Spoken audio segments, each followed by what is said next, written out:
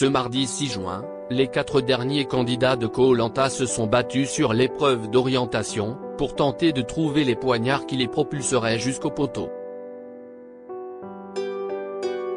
À l'issue d'un épisode sous haute tension, c'est finalement Julie qui a été éliminée, au profit des 3 derniers aventuriers, Tania, Nicolas et Frédéric.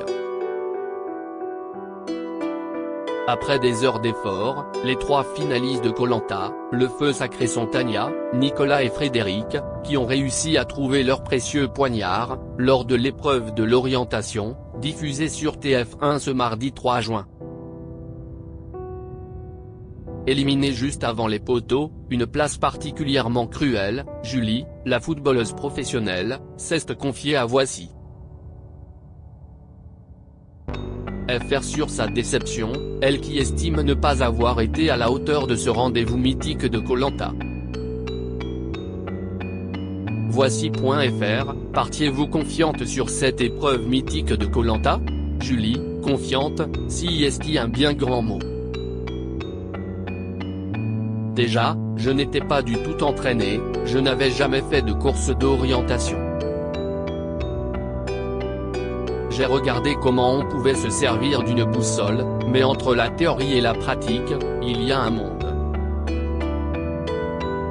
Je savais qu'il y avait une sacrée marche à monter pour arriver au poteau, et je me suis retrouvé très vite en difficulté.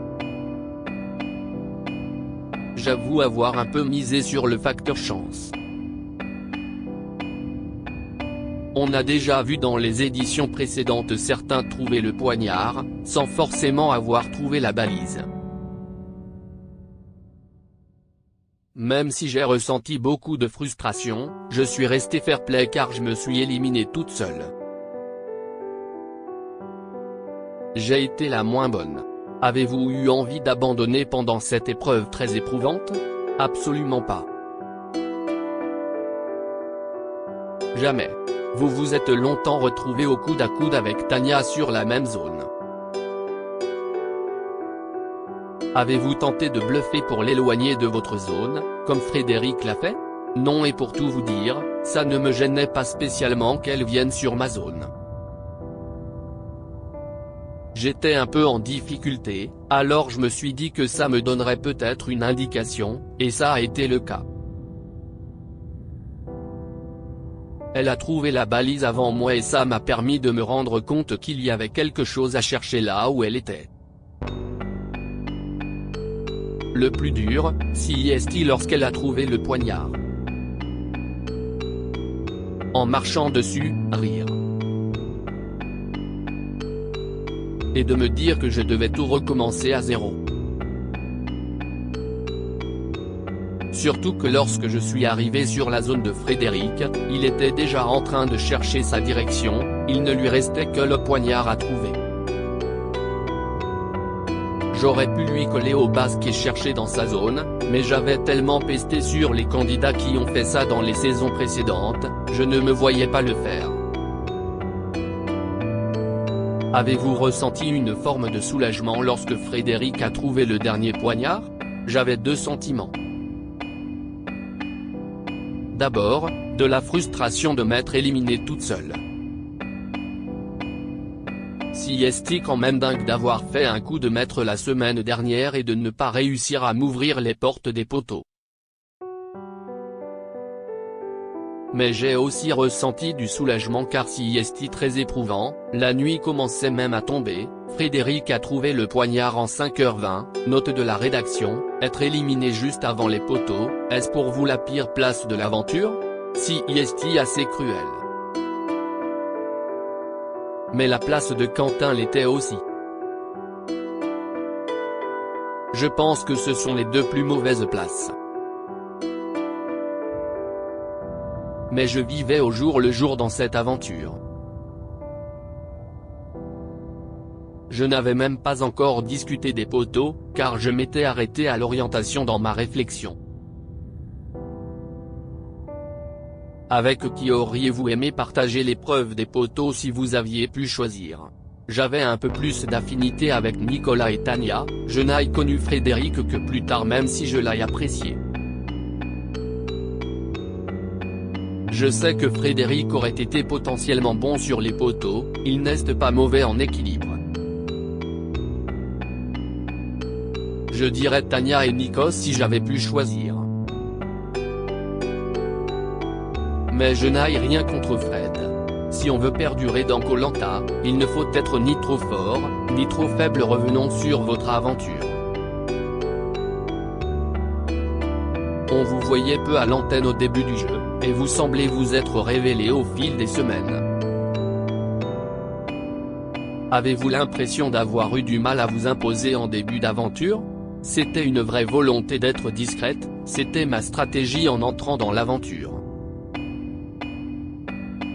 J'ai toujours regardé Koh Lanta, et je sais que si on veut perdurer dans le jeu, il ne faut ni être trop fort, ni être trop faible.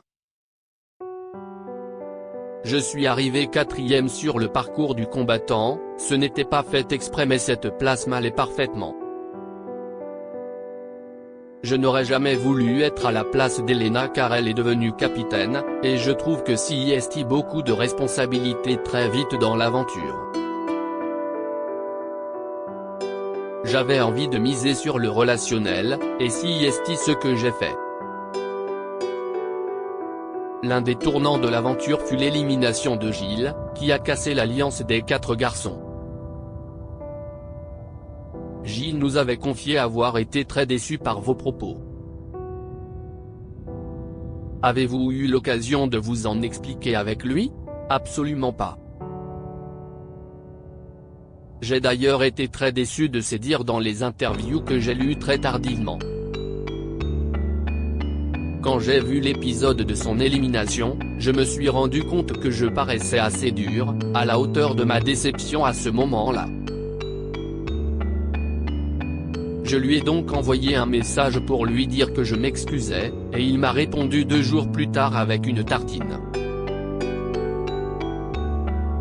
J'ai pris conscience qu'il balançait toute la frustration de son aventure sur mes épaules, alors que je n'ai rien fait de pire qu'une autre. Je n'ai pas compris. J'ai donc lu ses interviews par la suite, et là c'est moi qui lui ai envoyé un message. Je suis en froid avec Gilles car je lui en veux énormément de m'avoir accablé comme ça, pour des raisons qui ne sont pas justifiées. La dernière soirée que j'ai passée avec le jury final, il n'est jamais venu me voir pour discuter, je ne savais pas qu'il y avait un problème aussi intense.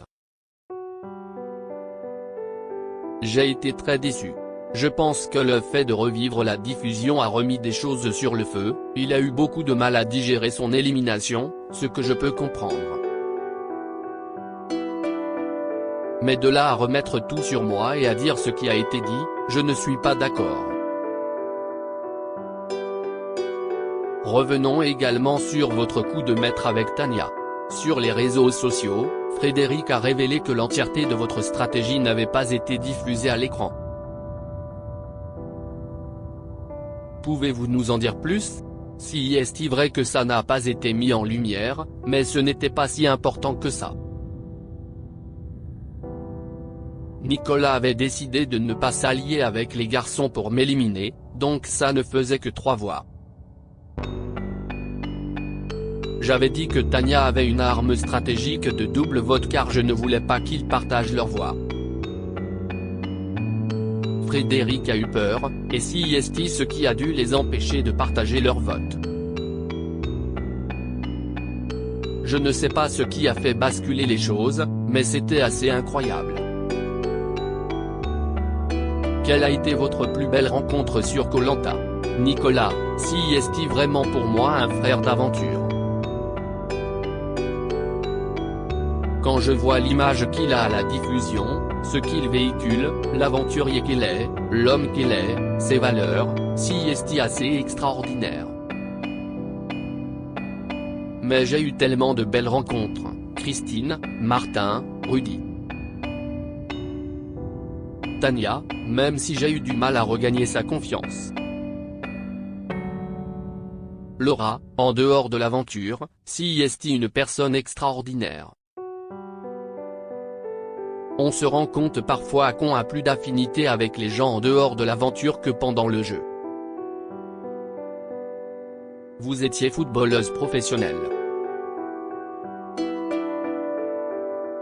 Quel est le plus difficile, disputer une coupe du monde ou survivre dans Koh Lanta?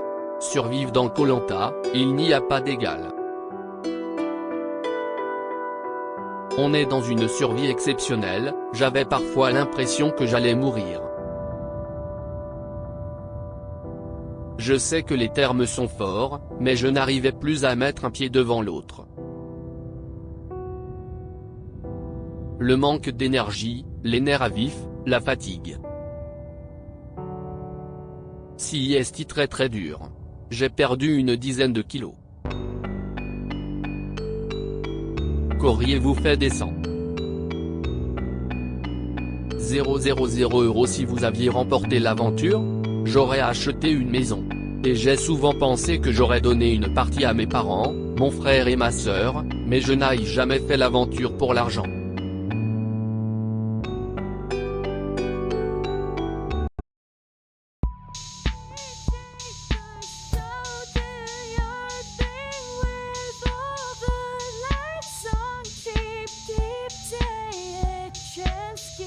Keep